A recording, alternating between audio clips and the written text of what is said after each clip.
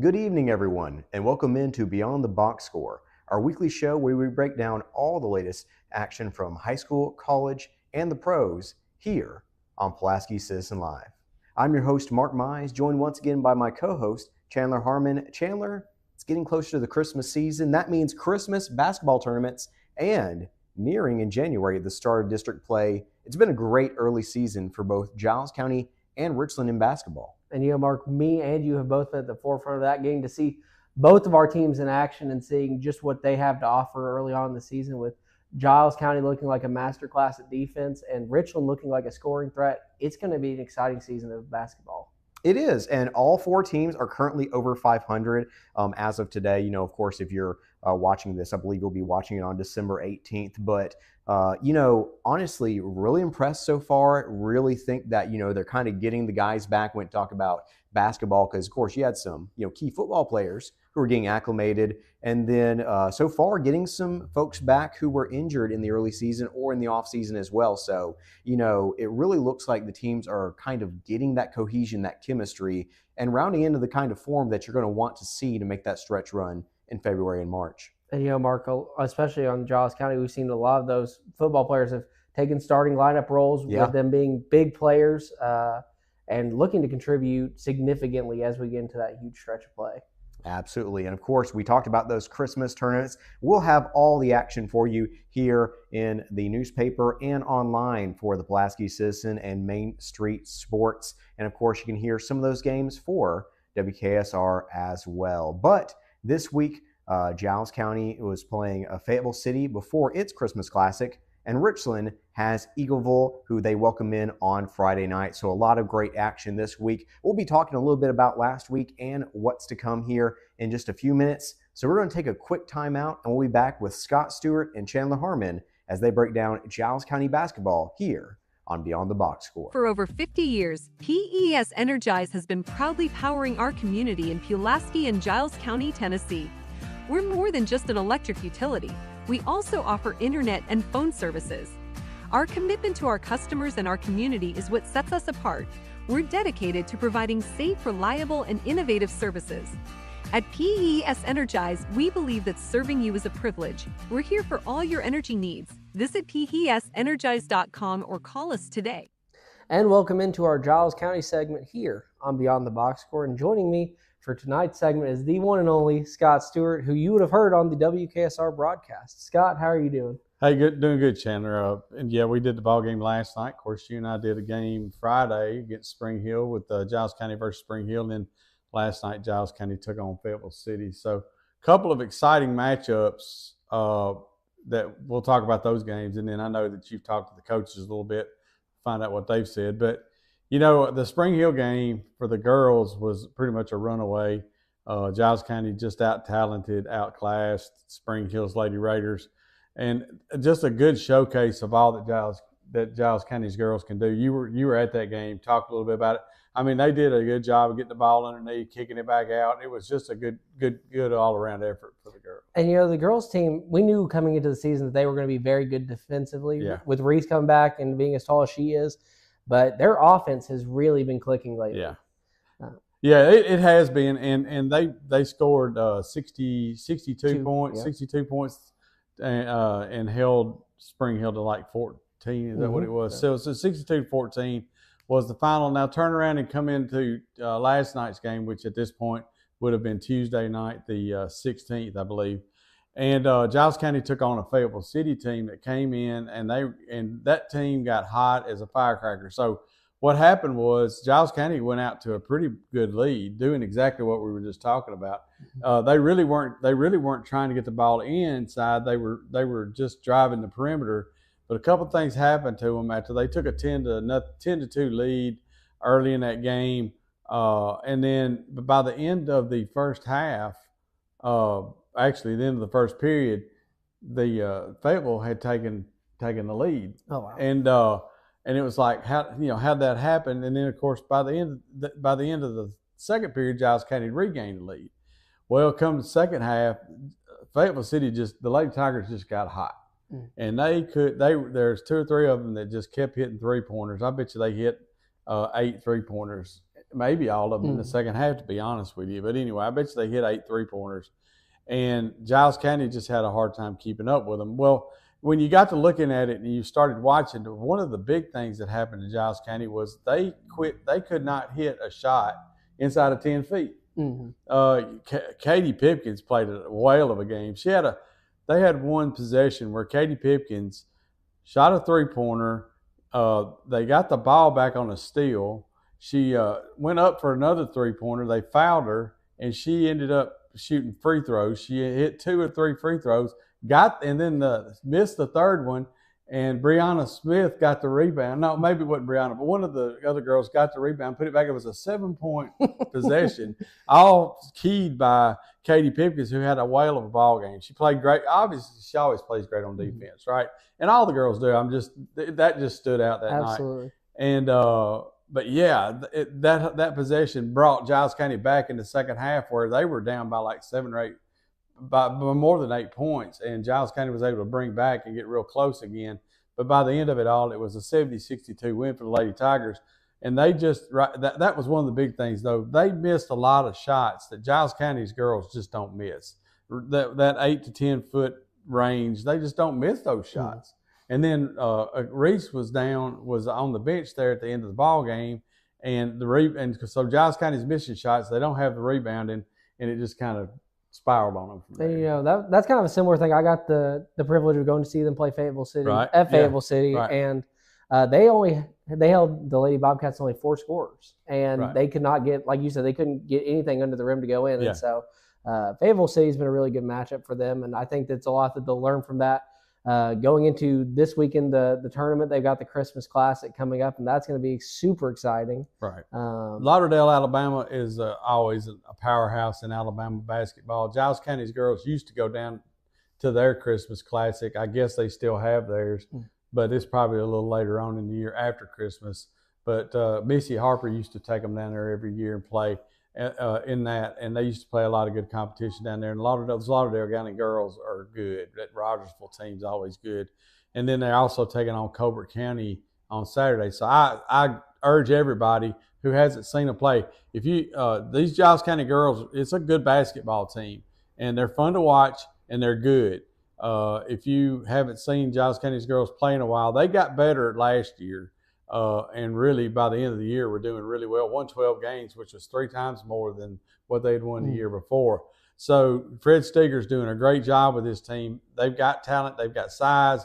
They've got really, they're young, but they're still experienced enough because all these young players have played. Ashlyn Coleman's a great player. Karia Reese, obviously, is a great player. They go at least seven deep on the bench, like Jaylee Hicks plays a lot. Brianna Smith plays a lot. I'm going to leave some people out. Kinsley Morris is playing great. I don't want to leave anybody out, but really, to be honest with you, it's really great to go watch these guys play. And you've got a good girls and boys team, so it's really fun to go out on a night and watch them play. Friday they'll start at 6 and 7:30, and then Saturday they'll start at 5:30 and 7, all down here at Giles County High School. Absolutely. Well, before we talk about the boys sports, we're going to take a quick time out, and we'll hear from Coach Fred Steger about last week's matchups and give you a little bit of a preview of the Christmas Classic here on Beyond the Box Score. So, Coach, some big wins last week. Yes. Lincoln County won by a number of points, and then a very dominant win against Spring Hill to finish out the week. Talk to me about, how you get the girls ready to play those closer contests and those kind of contests where you kind of really get a hold on the game. It's mainly just trying to make a lot of drills very competitive and challenging, and then, having, one team up, one team down, and just see how we can work through some adversity and everything. And obviously the team off to a really good start this season. How do you kind of, last year, compared to last year, this year, how have y'all gotten them ready to go and to get on this good streak to end the Well, mainly starts with a lot of our conditioning and workouts and everything, and then as we got closer to where we started practicing on, just being able to capitalize on a lot of basic fundamental skills and development and everything, and then continue to improve our shots and take care of the ball and everything, and then being very talkative and aggressive on the defensive end, and trying to just make situations where it can benefit us. And then kind of talking about the Spring Hill matchup, compared to, I saw the week before that, the Fayetteville matchup. Fayetteville matchup, it was you had 4 main scores. In Spring Hill, you had the ball really shared around with everyone. How much does that benefit just being able to have all those different players that can really come in and score? Well, them talking to each other and they trusting each other, and then they building off of that. And that's one of the things that me and Coach Towns have been trying to, we've been preaching to them, is just, move the ball. The more time the ball change sides of the floor and everybody get touches on it, the better shot we get. So we're just trying to make sure that we get the best shot that we possibly can, and it worked out good for us a week ago and everything. And then last question, Coach. Obviously, exciting Christmas tournament coming up this week.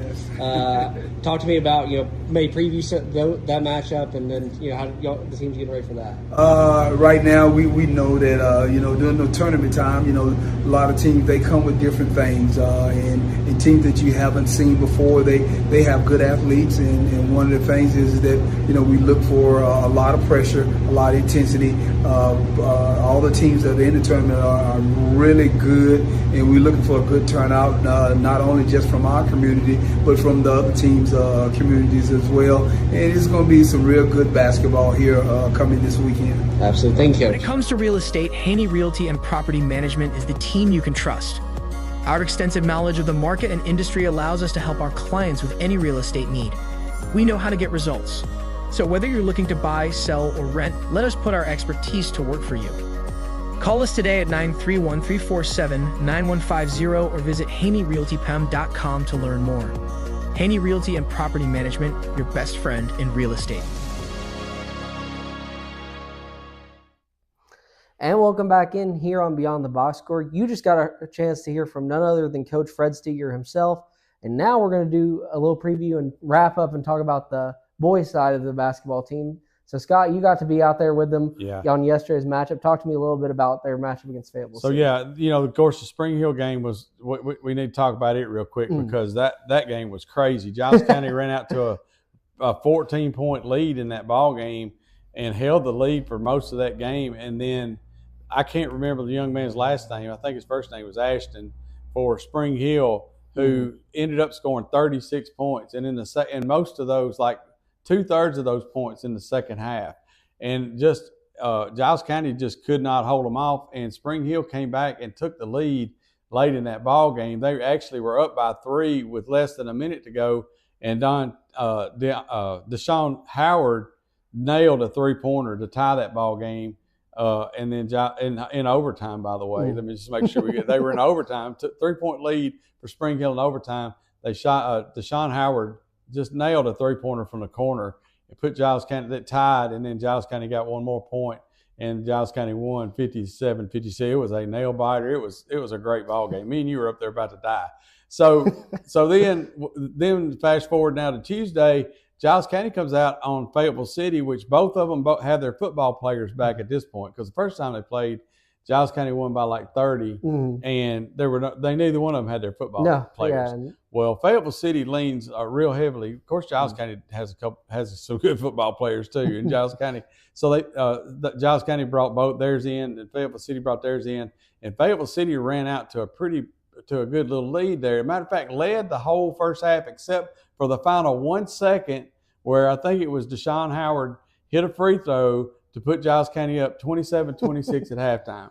And from that point, Giles County never looked back. They came out in the third quarter and just ran away with it and ended up winning close to 30 points. I can't remember what the final point. We got 80 points. They scored 80 points, which is a season high for them, and ended up running away with it over Fayetteville City. So what you see with Giles County is obviously Casey Howard is the motor that makes the offense run. But there's difference. There was a point there where it was a low energy. It seemed like they got lower energy. Of course, they live off their defense. Their offense lives off their defense, and they got kind of low energy at one point. But right about midway through that second quarter, something happened. It's like somebody flipped a switch, and they started pressing. They started their offense, and I tell you, Chase Reynolds was a big part of that. Came in and upped the energy, and before you know it, not only was Casey Howard scoring, but he scores better when those other guys are doing that stuff. So, yeah, Casey Howard could go out there and get his points every night, right? But when these other guys are contributing, man, he scored 25 points. and he only had like 9 at halftime. So I mean, it's like he ended up with 26 points. He had 9 at halftime. So I mean, it's like he kicks it in. Everybody just plays better when they're all doing what they're supposed to do, and that second half showed that for them. You know, one thing that, as they'll hear in a minute from Coach Campbell, that he pointed out was that, you know, as they've gotten into the season, the third quarter's kind of been where they've had a little bit of a lull in their scoring. That wasn't the case this time. And this time they figured it out, and that's something that he's pointed out that they're going to keep working on and keep getting better at to make sure that if they go take the lead into the halftime, that they come out swinging in the third quarter to keep that lead. Right, yeah. You know, one thing they don't have as much of is size. Of course, Xavier Hannah coming in from the football team, that's helping that out. You know, I'll tell you what, Xavier Randolph played the big man for Fayetteville City, and he might as well have been as tall as he was. The guy had him head and shoulders, but Xavier played a whale of a defensive game, ended up with like 9 points, 11 points, something like that. Played a whale of a defensive game and really pretty much shut the big man down for them. But he was getting help now, don't get me wrong. Damari Allen was coming over whenever he'd get the ball and spin. I mean, he was getting help. But Xavier did an extremely good job on the defensive end against a much bigger opponent out there. So Giles County's size is a little bit of an issue, but the way that they play defense and the kind of hectic atmosphere that they cause really kind of takes the big man out because they don't stay in a half-court set a lot, and that's where your big man comes in, right? Absolutely. And I mean, they have, you know, with both the guys and girls team, we've seen a very great defense. They both Coach Campbell and Coach Steger both have emphasized going into the season that their defense was going to be something that they really hang their hat on. They do. And I think we've seen it so far with them. They got room for growth, obviously. That we talked about last night. Mark and I did the game last night, which was Tuesday night. And so, yeah, they've got room to grow defensively and offensively, to be honest with you. But it's, as Wade always used to like to say, it's December basketball. What you're doing in December really is building yourself you're trying to build momentum to where when you get to the middle of February, you're hitting on all cylinders. I even asked Coach Campbell that question the other night on the air, Friday night on the air, and he kind of gave a breakdown. I said, how do you get yourself ready now by the time you get to February, you kind of marathon it out until you get to the middle of February, and you hope at that point everything's going wide open. So that's what they're trying to do right now. You know, it's not that these games don't matter. Obviously they do, but for the larger scheme of things, for what you're looking for at your end of the year goals, they're not that important except for what they do for you. Because I feel like even though Giles County's girls lost that game against Fayetteville City, I think they learned a whole lot out of it. I think they're going to end up that game's going to help them, because it was a game where they had the lead, they lost the lead, they're struggling to shoot, but they never gave up, and they still fought. Now that one didn't go their way, but maybe the next time it will. So. And you know, there's always lessons to be learned when you lose, sure. because you figure out where your resilience is, and we kind of saw that, you know, in resilience in the Friday matchup for the Giles County boys. Right. You know, fighting all the way to the end. You know, some teams, you know, they'd give up whenever you see a team come back on you, but then all of a sudden, you know, in overtime, we saw the Bobcats, you know, gain their composure. Yeah. And a bunch of players step up and end up winning that game for them. Yeah. That's the other thing you got when you got a young team is who's going to step up when Cason's not able to score. Who's going to step up? Well, we talked about Deshaun stepped up, Xavier Randolph stepped up. You know, those are the guys you expect to step up, and then hopefully you can get another one or two you can count on. Because as good as Cason is, he's just not going to be the guy every single time up and down the court. You got to have other people scoring. So, and the same thing goes for the girls. They've got 4 or 5 legitimate scoring threats for Giles County on the floor for the girls almost all the time. You got Pipkins and Holt who can shoot from the 3. She can drive. Pipkins can shoot from the 3. You got Ashlyn Coleman who can score from anywhere on the floor. You got Reese who's down there. I mean, those are 4 right there. And when you put Kinsley Marsh down there, and they put 2 big people in the blocks, I mean, it can go just about to anybody in scores. And Kinsley has come up with this little kind of what I call a mini hook, where she's getting the ball, she's pivoting into the lane and putting up a little mini hook, and she's pretty good with it too. So it's fun to watch, because you can see where if they continue to get better, both these teams can be pretty good by the time February and March come along. And the boys team have a very exciting matchup, as we already previewed for the girls team. That Christmas tournament, they'll be playing First on Friday night, and that'll be a very exciting matchup. Playing who? Lauderdale. Yeah, Lauderdale. Yeah. I'm sorry. Excuse me. I thought you said somebody. No, they're playing because you were going to have you're going to have surprised me because that's not what's on the sheet. But Lauderdale County, Alabama.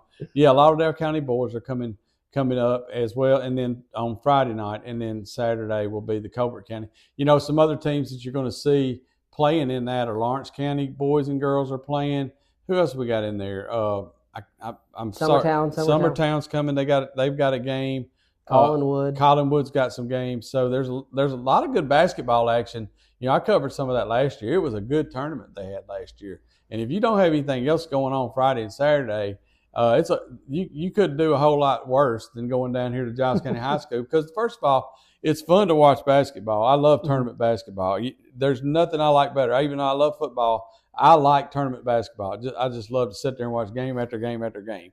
But the other thing is that this helps to raise money for the school, for the programs. So if you get a chance, man, go on down and see them over the weekend, Friday and Saturday night. There'll be some good ball going on. And shameless plug, I will be there covering it for the Pulaski Citizen, both the boys and girls team, and potentially covering some for our sister newspaper, the Lawrence County Advocate, as well. Right. And also let me just say this we talked about the Spring Hill game. We talked about the Fayetteville City game. Those will be written up by you did Spring Hill game. Mark will do the Fayetteville City game. So those will be in the newspaper. So don't forget that.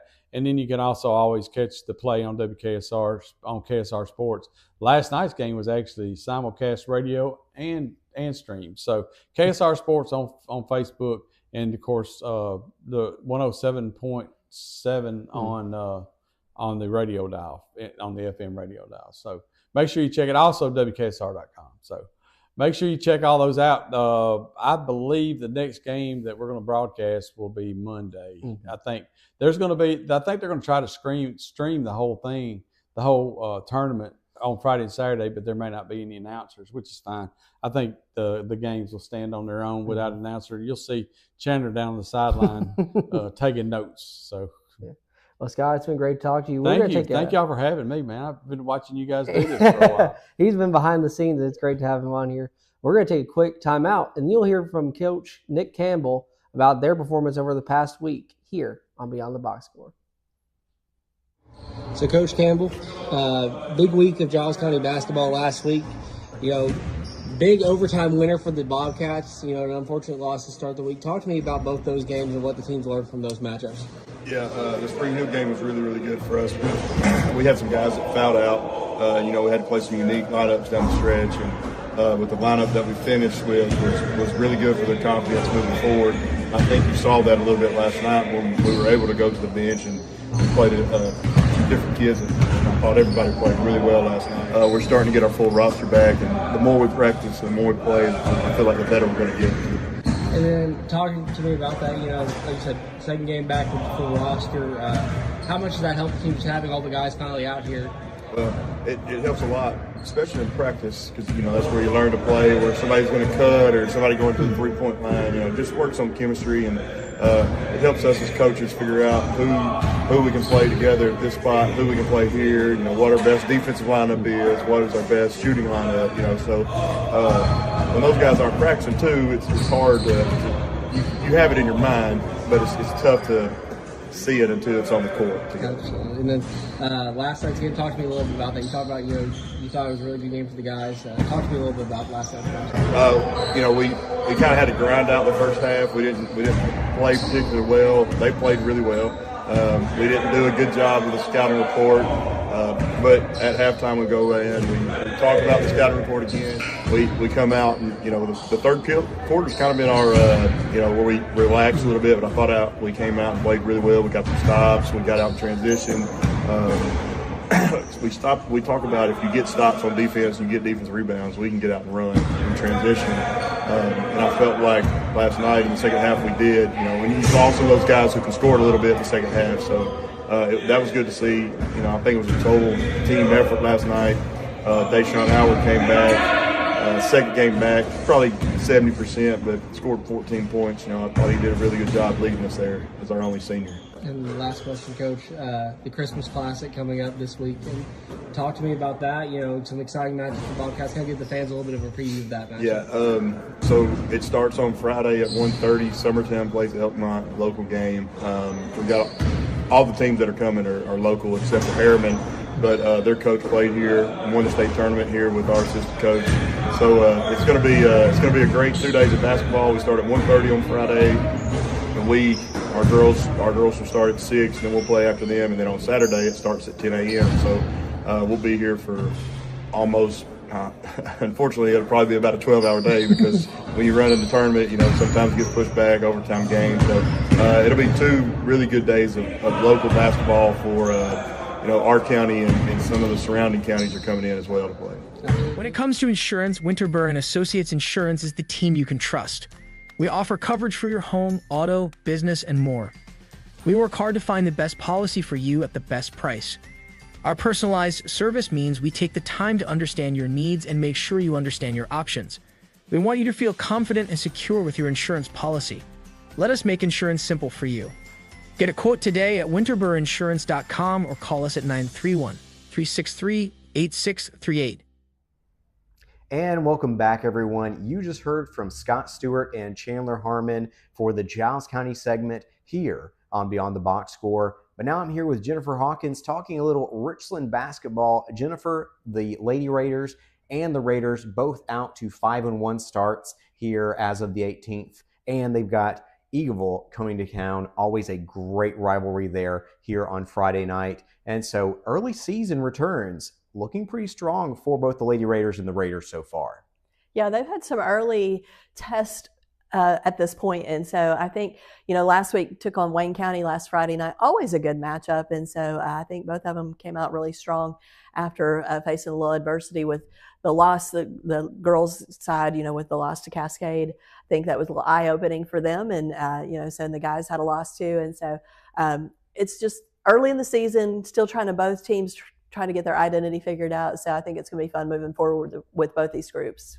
Well, let's talk some Lady Raiders first. As you just said there, had their first loss of the season versus Cascade. Talk to Chad Hall about that one. And really, he wasn't very pleased with, kind of the urgency, I think, of the girls in that game, and said that, sometimes maybe they came out kind of expecting to win. And so sometimes in the early season, it's, advantageous to have an early loss to kind of have a chance to get right, get your mindset right. And with the non-district schedule, that's another thing that Chad said was, I'm not sure there's another Class A team that has a schedule this hard in non-district play. And I would tend to agree. I mean, just looking top to bottom, they've only had one weak opponent all year, and that's East Hickman. Every other team has reasonable aspirations of going beyond the region tournament if a few things go their way this year. And really, what a game it was getting right against Wayne County. That's what I want to talk about first. Obviously, we didn't get a chance to go up to Cascade, so I'm going to focus on that Wayne County victory there for the Lady Raiders. They hosted them at Dwight Clark Gymnasium. And first half, Ava Ashley ended up with I think it was 17 points I think so, in the first half there. And, felt like she was really controlling the paint. Most of it was the fact that those entry passes, they were just lobbing over the defenders' heads there. No one on the help side was able to get there in time, and she was getting some easy baskets. And Lady Raiders had a really good run at the end of the half, especially that steal and coast-to-coast score by Mary Avery McNeese. So Richland led 30-27 at the half, but really felt like anyone's game through the first half of play. I think we were noticing that game, there were a lot of lead changes in the first half, a lot of, they were tied at many points. And it was one of those we really felt like it was going to come down to who could score last. But halftime, something clicked for the Lady Raiders and the adjustments were made because honestly, that first half, they didn't have an answer for Ashley and what to do with her. And they kind of had to figure it out on the fly. And that's hard to do when you're in the midst of the game. And so you can take a timeout and try to make quick minor adjustments, but that really is the purpose of halftime, is to kind of go, okay, we had a game plan. It's not working exactly the way we thought. And so we've got to kind of change up our defense. And, so they started doing a little more cheats and different things down in. And, and I think honestly, that third quarter was what really turned the game around for the Lady Raiders. And then it ended up not really being as much of a game as we anticipated with what we saw in the first half.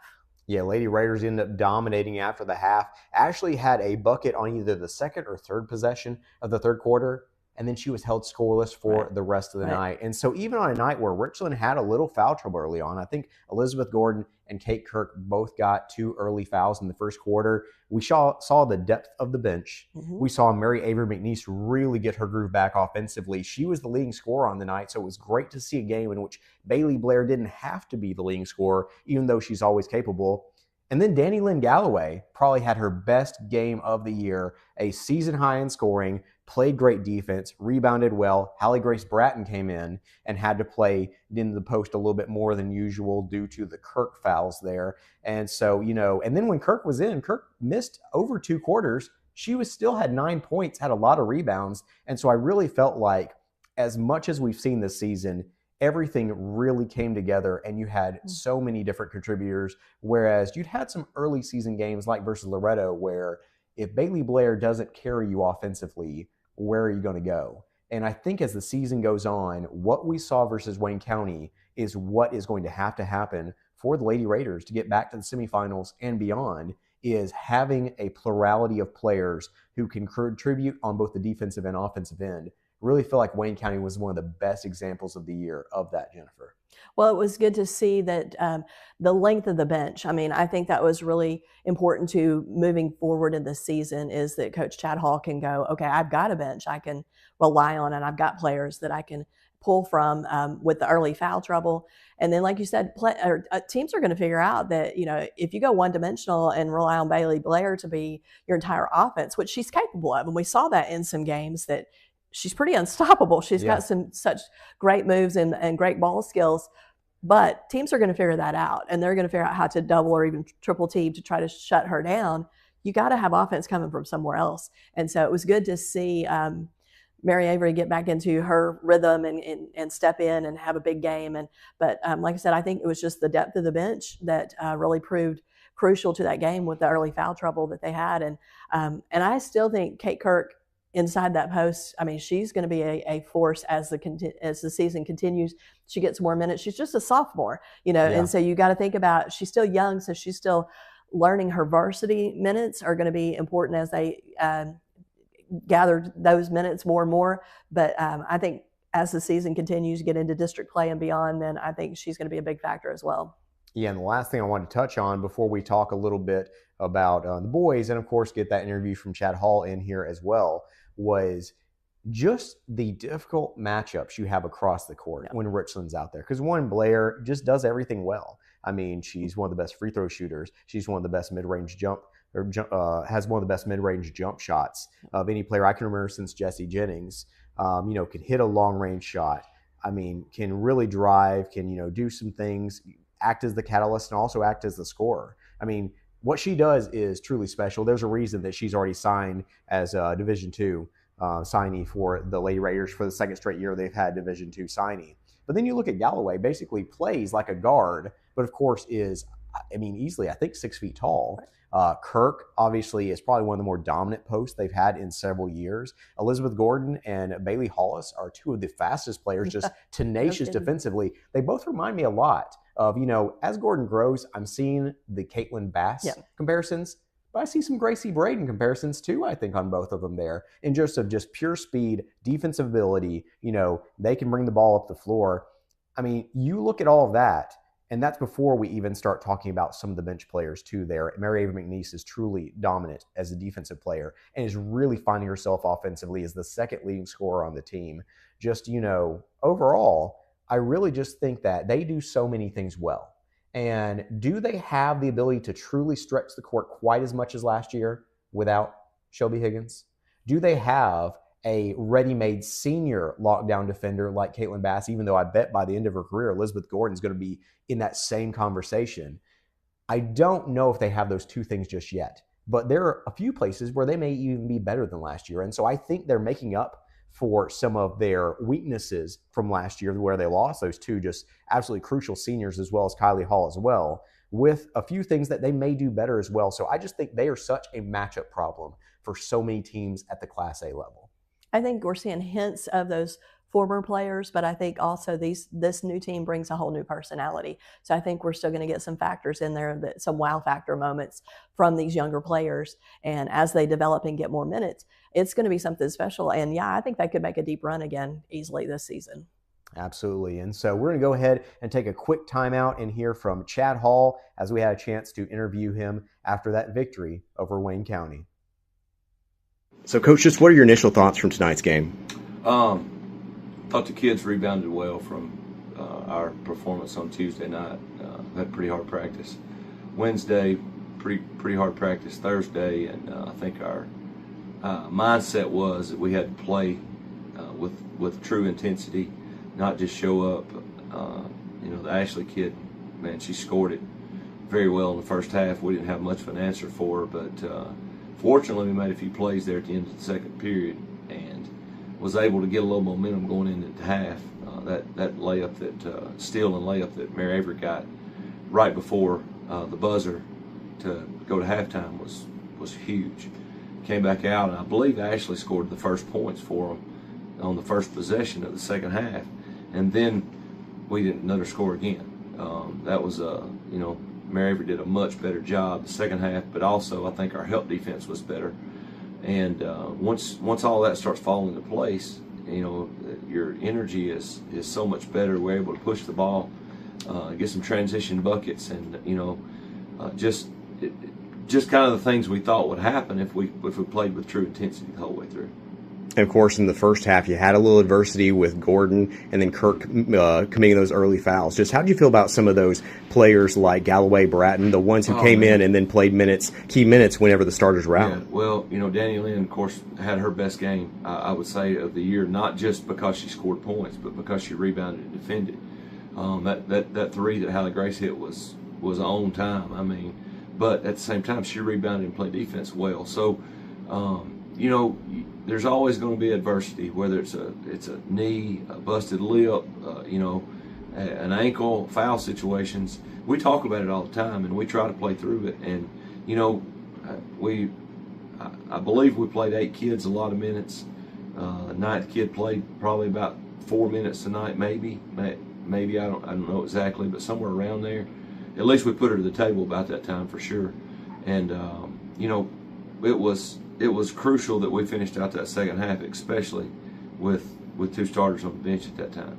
And so I think it's what we practice, really is what we practice. We try not to, just go what we would call starters versus second 5 a whole lot in practice. We try to shift it up and have to play a little bit different lineups. And those points were so huge that Bailey didn't have to carry us offensively tonight. And that was actually what I was going to ask next. I think I've seen 4 games now, and I think this was the most well-rounded scoring effort you've had. Across the board. Just how do you feel about all of the complementary players as well? Absolutely. A lot of nights we're getting through and Bailey's carrying us, and I really don't know how many points she has because I'm so focused on we've got to get that second and third scorer. Dismal offensive night at Cascade on Tuesday night. Mary Avery only had 3 shots taken, no points. And, she's got to score for us. And, I don't think Gordon made her deep shot, but she took a deep shot tonight. I think we got one out of Bailey Hollis, if I'm recalling correctly. Mm-hmm. We've got to get those. We've got to take those shots because that's our offense. It isn't necessarily who scores, but it's how we score, so we can expect the rebounds coming off, and get some second chances. Kate sat a long time tonight, but still hadn't ended up with 9 points. That was a big 3 she hit in the first half. So, ultimately, to answer your question, it's crucial for us to grow. And, I don't know if well-rounded is the right thing, but we got to have more people score. Mm-hmm. And I think what we do when we have more people scores, it looks more well-rounded. And, I think it takes a lot off of Bailey, not feeling like she's got to create things. Probably didn't get to free throw line as much as we should have. I think we shied away from the big girls inside, and we probably need to capitalize on that just a little bit better as well. Thank you, Coach. For a new job, let M&M Staffing be your guide. With over 20 years of experience, we know how to connect great people with great opportunities. We work with over 80 companies, so we're sure to find the perfect job for you. Our team is dedicated to helping you succeed, and our high customer satisfaction rate proves it. Ready to get started?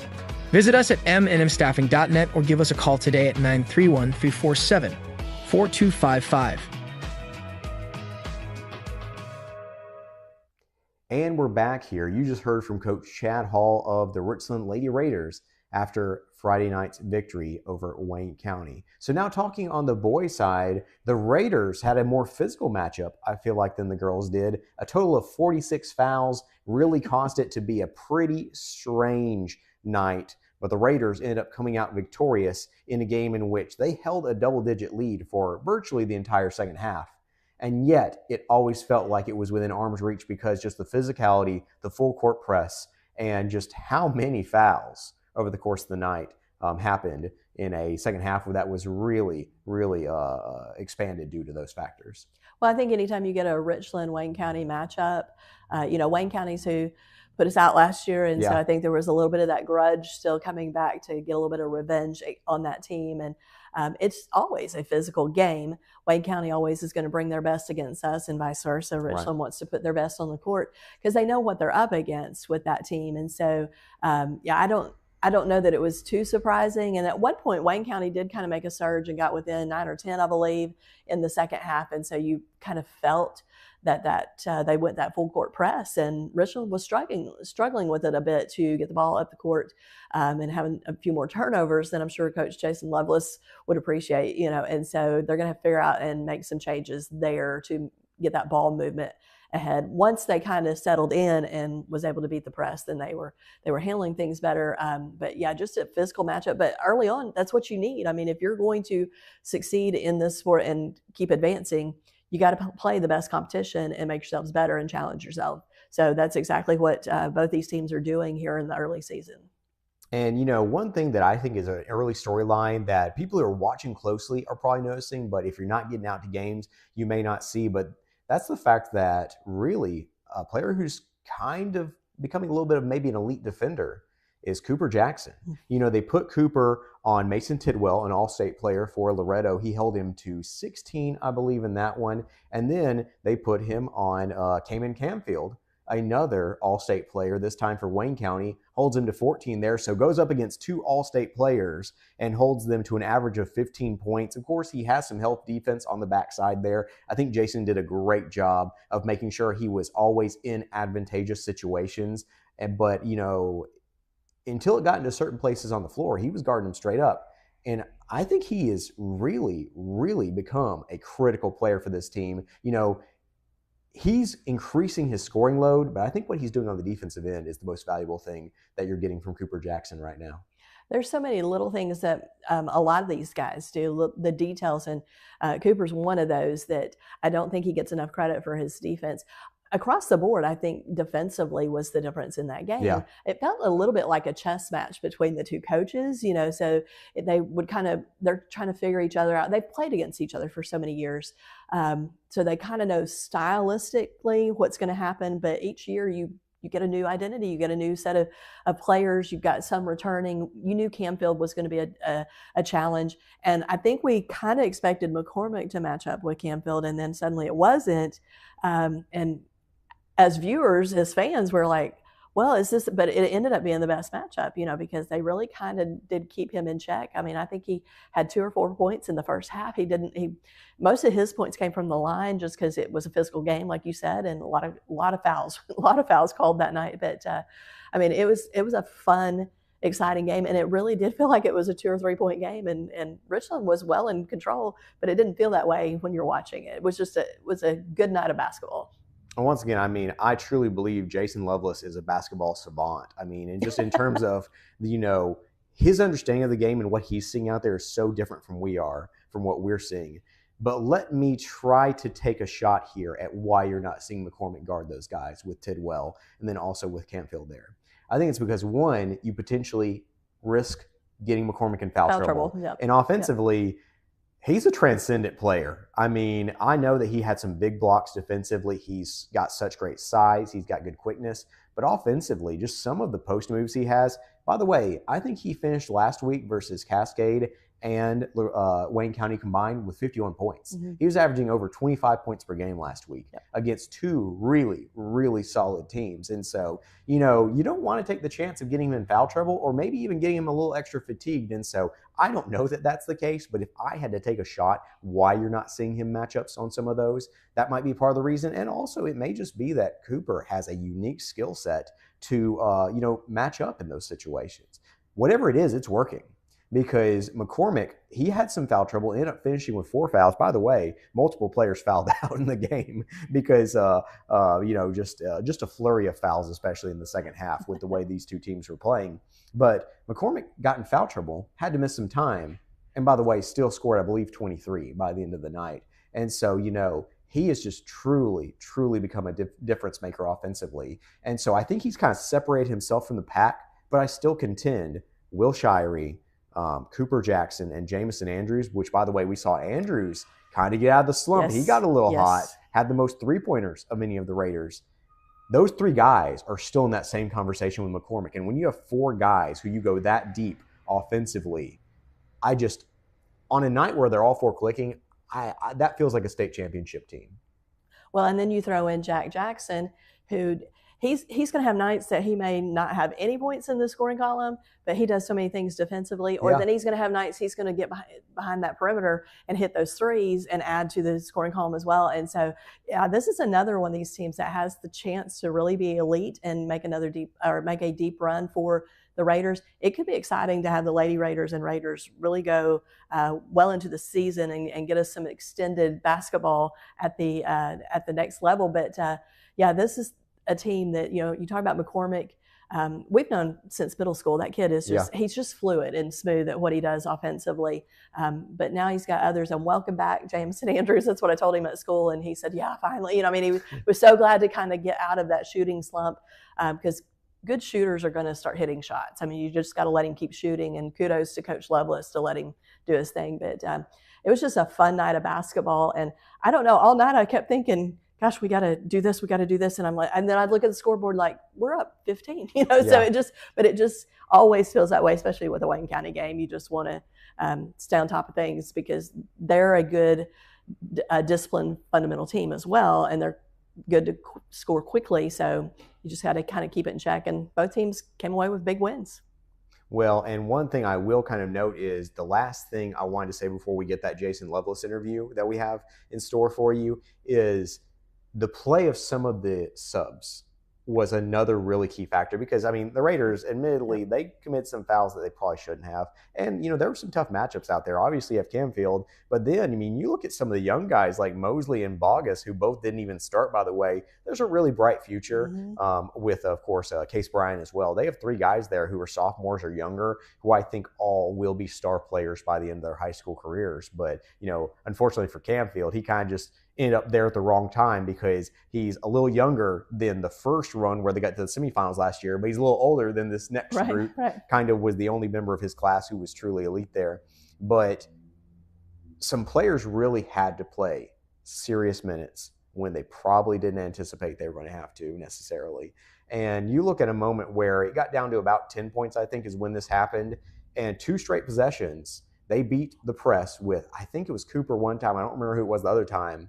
But they catch Nathan Price on the fast break, and he hits 2 straight buckets. There's only 2 buckets of the night, but it extends it back out to a 14-point lead. And suddenly, that really cut the momentum that Wayne County had been able to steal just through their physicality there. And so you see a guy like Price. You see that Hollis Miller and Jack Jackson just playing quality minutes there. There are several other guys that we can mention right now. But, those guys who, not really – kind of getting their first, even though all those players are, older players, I believe all 3 of them are juniors. Right. But this is the first time they've seen really, really high quality minutes where it's make or break in the moment. And I think that these kind of minutes and them growing in these situations, I think that's going to be huge down the stretch because there are going to be games late in the season when it's an elimination game and a couple guys get in foul trouble. And having some guys where there is no drop off when you put them into the game, I think is going to be the difference between winning that maybe sectional game and potentially losing it and going home. That's why it's a team sport, Mark. You got to have the depth on your bench because like we saw it the other night, the foul trouble hit Richland, and so they had to go to that bench and get some good minutes, and those guys were valuable, like you said. All right. Well, we're going to get a quick interview with Jason Lovelace, so we're going to go ahead and hear from him real quick on Beyond the Box Score. All right, Coach, so just what are your initial thoughts from tonight's win? Well, I thought we tried to execute our game plan to the best of our ability for the most part, which was move the basketball on offense and try to get downhill, and we were able to do that, especially in the first quarter, not as much as in the second quarter, but in the second half also. Defensively, I thought we did a really good job. I told the guys whenever we played defense tonight, without our hands, we were really good. They were pretty phenomenal on defense whenever we defended with our feet instead of our hands. Of course, we fouled too much, and we played with our hands, and it allowed them to slow the game down and put them on the free throw line where, I don't know, they scored 17 points from the free throw line. So we didn't do a very good job with that. I asked the guys to rebound. I don't know the stats, but I think that we rebounded the ball pretty well, except a little bitty spurt there in the second quarter. All in all, it was a good win for the next game on the schedule. And Coach Franks at Wayne County does a phenomenal job. His guys are going to be fine. They're a tough guard and a tough team, and we play them again, I believe, sometime in January. So we'll see them again. I'm sure they'll be better, for sure. And, of course, one of the interesting storylines in the second half was so many players for both teams were in foul troubles that you had some really interesting substitutions in terms of getting guys out for offense, right, then off the floor for defense. Just what was that like in terms of trying to play around that part of the game? Well, you've got to, and you've got to adjust. Go out there and try to do what you do every single night, and you've got to adjust to things that happen that are out of your control. And sometimes, but we self-inflicted a lot of those wounds. A lot of those wounds that we did were self-inflicted because we weren't moving our feet and we were playing with our hands. So we put ourselves in that position. But I will say I'm super proud of our bench. Really challenged those guys. We're still trying to figure out a substitution pattern and niches, and for each player to figure out when we can use them and how we can use them. We're still trying to figure out our team. And we ask them, no matter how many minutes you play, go out there and do what you're supposed to do. There shouldn't be a drop-off whenever you go in the game. And guys tonight like Hudson Griggs and Nathan Price went out there and held their own, and it wasn't much of a drop-off when they went out there. Those minutes that those guys throw in there, Hollis Miller, just huge minutes for them off the bench that allowed us to get through survive some moments of the game when we were kind of tilting back and forth because of the foul trouble. And against a really physical Wayne County team, a really well-rounded scoring effort because McCormick so huge in the first half, then Cooper Jackson, Jamison Andrews, even guys like Price had a couple, just two of the biggest baskets of the night. How'd you feel about all the guys getting involved?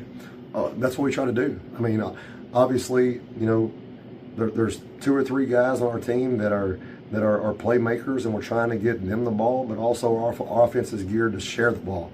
And, come tournament time, that's going to help whenever you have multiple guys that are hard to defend instead of one player or two players. So that's our philosophy, is we're going to share the ball and we're going to move the ball. The guys know who should be getting a shot, where they should be getting a shot, and those kind of things. Those guys chipping in is normal. It's normal. Awesome. And then finally, you talked a little bit about the defense, but basically shut down Camfield in the first half and really outside of the free throws in the second half as well. How'd you feel about coming in tonight? What was your game plan defending him and this Wayne County team? Good question. And so our game plan was not to shut him down. Our game plan was to take away their strengths. With this group right here, you figure out as a coach differently about different teams, but not coming here saying, hey, we got to keep Camfield under this. What we did tonight was we used the games that we've already played in the past as reference to this game, meaning for us offensively, we wanted to move the basketball quick, much like we did against Lawrence County, and attack downhill, get to the free throw line, get our baskets, get our kick-out threes, and then defensively, we wanted to treat this like Loretta, where we put Coop on Tidwell and put Coop on Camfield tonight, and knowing that he had extra help in other areas when he got down low in the post and things like that. So being able to use those past games as reference allows the guys to understand that we've already been there and done that. It's just changing jerseys and changing names, So really proud of our guys for stepping up and executing our defensive game plan for the most part. Thank you, Coach. Gas Department of Pulaski is here to help you save money. Natural gas is safe, efficient, and cost-effective. It's up to 50 to 60% less expensive than electricity for home heating. Plus, it's clean and efficient, so you can feel good about your choice. Call us today for service or visit our website to learn more. Make the switch to natural gas and start saving today. And we're back one final time here on Beyond the Box Score. You just had a chance to hear from Coach Jason Lovelace after the Richland Raiders beat Wayne County on Friday night. And so we're going to end tonight's program a little different, as the Richland folks had a chance to send in some videos of both a art event as well as a Christmas concert as well. So Jennifer provides that segment once again for us, but I want to give a shout out to all the fine folks who make these shows possible. Scott Stewart, our producer, who also appeared as part of the Giles County segment, as well as Chandler Harmon, my co-host, and Jennifer Hawkins. So if you don't hear from us next week, then we hope you have a Merry Christmas. And once again, thanks for tuning in to Beyond the Box Score. Greetings and happy holidays. This is All Things Richland, and I'm Jennifer Hawkins, here with something a little extra special this week. You get to enjoy some artwork from our students here at Richland as they put on a fantastic art show to display all the efforts that they've been working on the past few weeks. That was followed by a wonderful Christmas concert by our band, and so we've got some video of that as well. So enjoy the following pictures and video, and we hope that brings you into the holiday spirit. Enjoy.